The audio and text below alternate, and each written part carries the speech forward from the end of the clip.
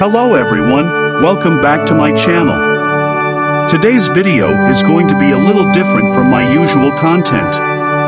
I want to talk about something that has been on my mind for a while now, and I believe it will change your life forever. Are you living for God? So, let's start off by asking ourselves the question, are we living for God?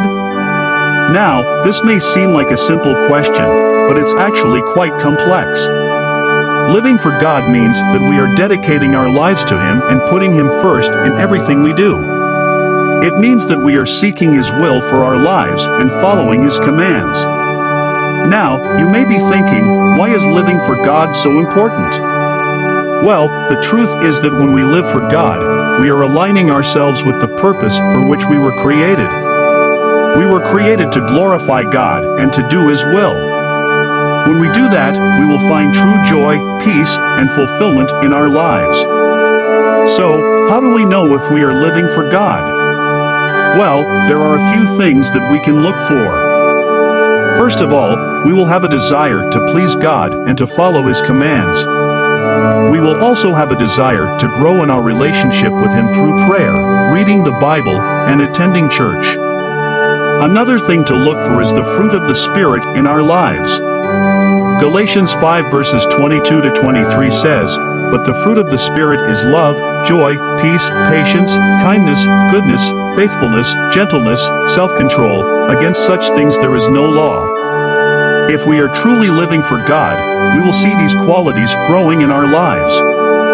Now, you may be thinking, but what about all the things that I want to do in my life?